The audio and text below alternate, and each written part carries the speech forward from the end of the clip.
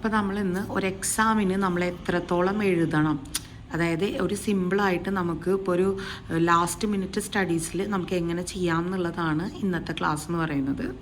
അപ്പോൾ ഇന്ന് നമ്മൾ പറയാൻ പോകുന്നത് കോർഡിനേഷൻ എന്ന് പറയുന്ന കോൺസെപ്റ്റിനെ കുറിച്ചിട്ടാണ്. അപ്പോൾ നമുക്കറിയാം, ഫസ്റ്റ് നമുക്ക് ഇതിനെക്കുറിച്ചിട്ട് അറിയാവുന്ന കാര്യം എഴുതി വയ്ക്കാം. നമുക്കറിയാം ഇതെന്തല്ല, it is not a separate function of management. അപ്പോൾ ഇത് എന്തല്ല, സെപ്പറേറ്റ് ഫങ്ഷൻ ഓഫ് മാനേജ്മെൻ്റ് അല്ല. അപ്പോൾ നമുക്ക് ഇതിനെക്കുറിച്ചിട്ട് അടുത്തത് എഴുതാം. കോർഡിനേഷൻ എന്ന് പറയുന്നത് ഇതൊരു പ്രോസസ്സാണ്. ഇതെന്താ ചെയ്യുന്നത്, ഇത് സിങ്ക്രണൈസസ് എന്നുള്ളത് വേർഡ് കിട്ടിയിട്ടില്ല എന്നുണ്ടെങ്കിൽ മിക്സിന്നോ അല്ലെങ്കിൽ ബൈൻഡെന്നോ എങ്ങനെയുള്ള ഇത് ചെയ്യാം. എന്താ ചെയ്യുന്നത്, it synchronise the activities of different departments to achieve the organisational goal. Okay, അപ്പം ഞാൻ എന്നിട്ട് എഴുതി it is not a separate function of management, it is the essence of management എന്ന് എഴുതി. ഇനി നമുക്ക് പറയാൻ പറ്റുന്നത് വളരെ ഈസി ആയിട്ട് ദ ഫീച്ചേഴ്സ് ഓഫ് കോർഡിനേഷൻ. നമുക്ക് ഈ ഫീച്ചേഴ്സ് ഓഫ് കോർഡിനേഷൻ എഴുതുമ്പോൾ നമുക്കിതിനെ വേണമെങ്കിൽ ഇവിടെ പോയിൻ്റ് ഔട്ടാക്കിയിട്ട് എല്ലാം ഫസ്റ്റ് എഴുതാം. ഫസ്റ്റത്തെ ഫീച്ചർ എന്ന് പറയുന്നത് ഇറ്റ് ഈസ് പെർവസീവ്. രണ്ടാമത്തെ ഫീച്ചർ എന്ന് പറയുന്നതാണ് കണ്ടിന്യൂസ് പ്രോസസ്സ്. മൂന്നാമത്തത് യൂണിറ്റി ഓഫ് ആക്ഷൻ. ആൻഡ് നാലാമത്തത് ഇറ്റ് ഇൻ്റഗ്രേറ്റ് ഗ്രൂപ്പ് എഫേർട്ട്. ഇവിടെ ഞാൻ ഈ നാലെണ്ണത്തിനെ കുറിച്ച് മാത്രമേ പറയുന്നുള്ളൂ, because of it is A last time revision. അപ്പോൾ കോർഡിനേഷൻ എന്ന് പറയുന്നത് പെർവസീവ് ആണെന്ന് പറയുമ്പോൾ നമുക്ക് എഴുതാൻ പറ്റുന്ന കാര്യമാണ് എന്ത്, ഇത് എല്ലാ ലെവൽസ് ഓഫ് മാനേജ്മെൻറ്റിലും വേണം, അതേപോലെ തന്നെ എല്ലാ ടൈപ്പ് ഓഫ് ഓർഗനൈസേഷനിലും വേണം. ഇനി നിങ്ങൾക്ക് എഴുതാൻ പറ്റുന്നുണ്ടെങ്കിൽ നിങ്ങൾക്ക് എഴുതാം irrespective of their like it is required for top level management, middle level management, lower level management, and it required for the small scale industries, large scale industries, manufacturing industries.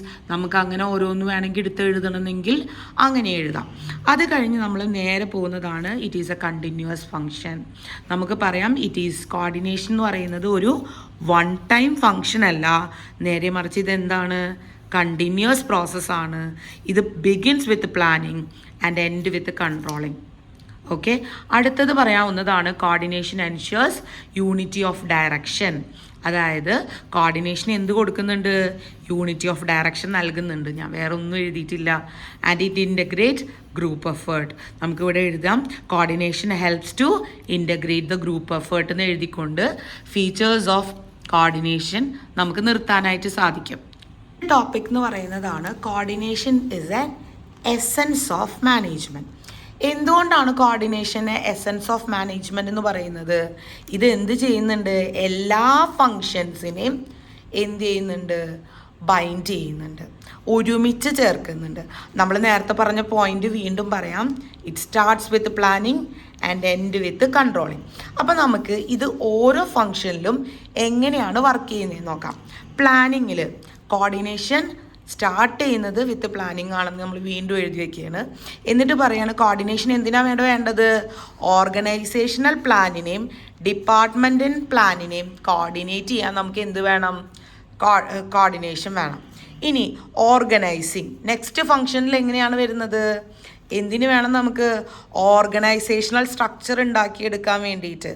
അതായത് coordination ഉണ്ടെങ്കിൽ മാത്രമേ അവിടെ ഒരു authority, responsibility and അക്കൗണ്ടബിലിറ്റീനെ നമുക്ക് ഒരുമിച്ച് ചേർക്കാനായിട്ട് പറ്റുള്ളൂ.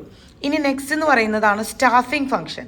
Staffing ഫങ്ഷനിൽ നമുക്ക് എന്തിനാണ് കോർഡിനേഷൻ വേണ്ടത്, നമ്മളുടെ ജോബ് റിക്വയർമെൻറ്റിനെയും ക്വാളിറ്റീസ് ഓഫ് പേഴ്സണലെയും തമ്മിൽ കോർഡിനേറ്റ് ചെയ്യാൻ വേണ്ടിയിട്ട്.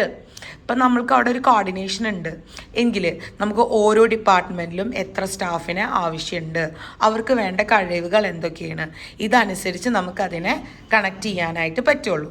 ഇനി അടുത്ത ഫങ്ഷൻ എന്ന് പറയുന്നത് എന്താണ്, ഡയറക്റ്റിംഗ് എന്നതിൽ നമ്മൾ എന്തിനൊക്കെയാണ് കോർഡിനേറ്റ് ചെയ്യുന്നത്, മോട്ടിവേഷൻ ചെയ്യണമെങ്കിൽ നമുക്ക് അവിടെ കോർഡിനേഷൻ വേണം, സൂപ്പർവിഷൻ ചെയ്യണമെങ്കിൽ നമുക്ക് കോർഡിനേഷൻ വേണം, ലീഡർഷിപ്പ് വേണമെങ്കിൽ കോർഡിനേഷൻ വേണം. ഇനി അടുത്തത് പറയുന്നത് last function of management.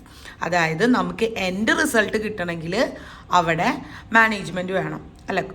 Coordination വേണം. അപ്പോൾ നമുക്ക് പറയാം എന്ത്, കോർഡിനേഷൻ എന്തിനു വേണം? എല്ലാ ഫങ്ഷൻ ഓഫ് മാനേജ്മെൻറ്റിനും കോർഡിനേഷൻ അത്യാവശ്യമാണ്. ഇനി ഞാനിതേ ഇവിടെ ഒരു സ്മോൾ സമ്മറി പോലെ അല്ലെങ്കിൽ നമുക്കൊരു കൺക്ലൂഷൻ പോലെ കൊടുത്തിട്ടുണ്ട്. Coordination is needed at all levels of management. എവിടെയൊക്കെയാണ്?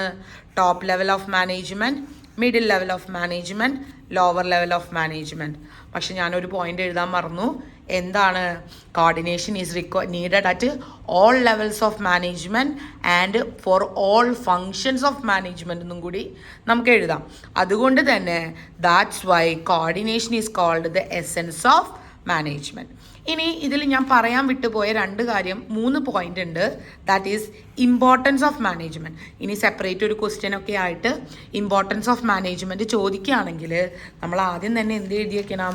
ഈ കോർഡിനേഷനെ കുറിച്ച് നമുക്കറിയാവുന്ന കാര്യങ്ങളും കുറച്ച് ഫീച്ചേഴ്സൊക്കെ ഒരു പാരഗ്രാഫ് പോലെ എഴുതിയിട്ട് അതിന് ശേഷം മാത്രം നമ്മൾ ഇമ്പോർട്ടൻസ് ഓഫ് മാനേജ്മെൻറ്റിനെ ഫങ്ഷണൽ ഡിഫറൻസിയേഷൻ എന്താണ്, അതായത് മാനേജ്മെൻറ്റ് നമുക്ക് വേണം എന്തിന്? ഡിഫറെൻറ്റ് ഡിപ്പാർട്ട്മെൻ്റൽ ആക്ടിവിറ്റീസിനെ ലിങ്ക് ചെയ്യാനായിട്ട്.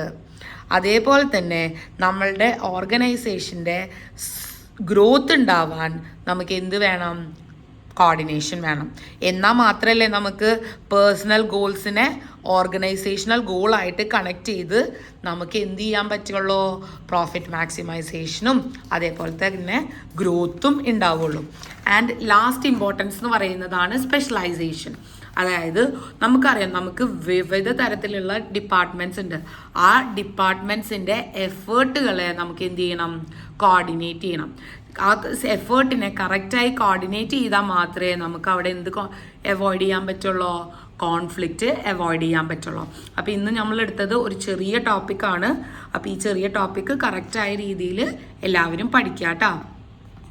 ആർക്കെങ്കിലും ഫോട്ടോ പോലെ എടുക്കണം എന്നുണ്ടെങ്കിൽ ഇത് ലാസ്റ്റ് ഞാൻ ഇതിൻ്റെ കറക്റ്റായിട്ടുള്ളൊരു നോട്ടിൻ്റെ പിക്ചർ പോലെ കൊടുക്കുന്നുണ്ട്. അപ്പോൾ ഇന്നത്തെ ക്ലാസ് ഇഷ്ടമായിട്ടുണ്ടെങ്കിൽ എല്ലാവരും കമൻറ്റ് ചെയ്യുക. ഇനി എന്തെങ്കിലും സജഷൻസ് ഉണ്ടെങ്കിൽ അതും പറയുക കേട്ടോ.